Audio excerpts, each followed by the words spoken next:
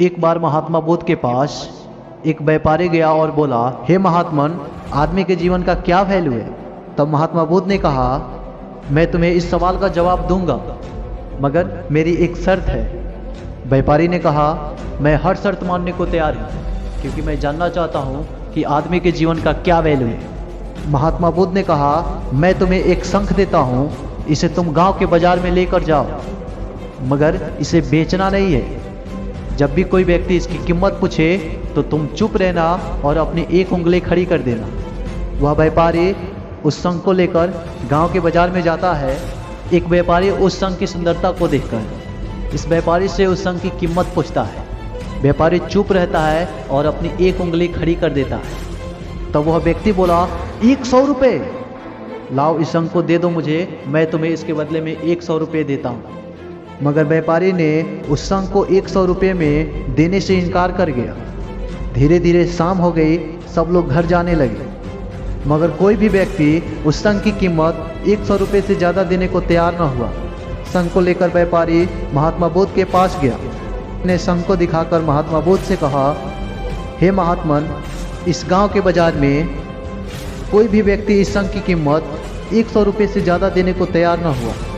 महात्मा बुद्ध ने कहा, रात हो गई है, खाना खाकर सो जाओ, फिर कल बताऊंगा। अगले दिन महात्मा बुद्ध ने व्यापारी से कहा, इस शंख को लेकर आज शहर के बाजार जाना है कि शहर के बाजार में इसकी कीमत क्या मिल रही है, मगर ध्यान रखना कि शंख को बेचना नहीं। जब भी कोई व्यक्ति इसकी कीमत पूछे तो चुप रहना और अपनी एक उंगली खड़ी कर देना। वह व्यापारी उस शंख को लेकर शहर के बाजार गया। एक व्यक्ति ने व्यापारी से इस शंख की कीमत पूछी। व्यापारी चुप रहा और अपनी एक उंगली खड़ी कर दी।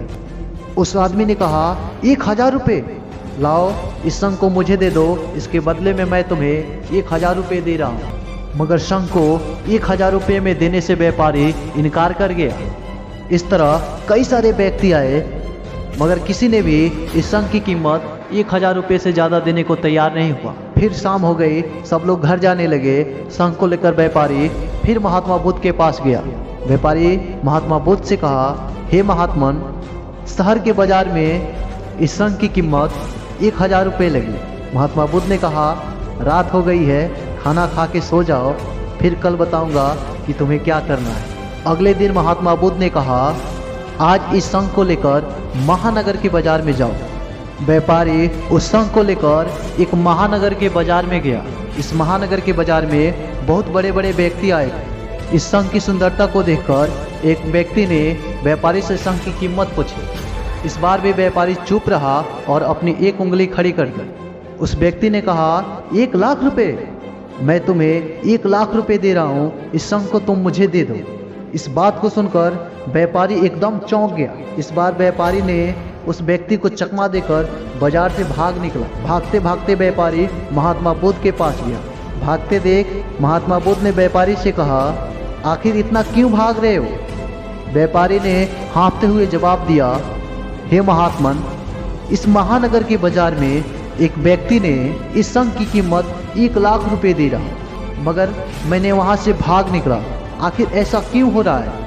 इस शंख को लेकर मैं जब गांव के बाजार में गया था तो 100 रुपये मिल रहे थे, जब शहर के बाजार में गया था तो 1000 रुपये मिल रहे थे, मगर जब महानगर के बाजार में गया तो इसी शंख की कीमत 1 लाख रुपये मिल रहे हैं। आखिर ऐसा क्यों हो रहा है मेरे साथ? तब महात्मा बुद्ध ने कहा, यही तो मैं तुम्हें बताना चाहता था। ठीक इसी शंख की तरह इंसान का जीवन भी है, यानी इंसान जिस भी स्थान पर जाता है उसकी जीवन की वैल्यू उसी स्थान के हिसाब से हो जाता है। इस बात को सुनकर वह व्यापारी सब कुछ समझ गया कि असल में इंसान की जीवन की वैल्यू वो किस स्थान पर खड़ा है उस स्थान के हिसाब से लगती है। मैं मिलता हूँ आपसे अगले वीडियो में एक नए मोटिवेशन के साथ।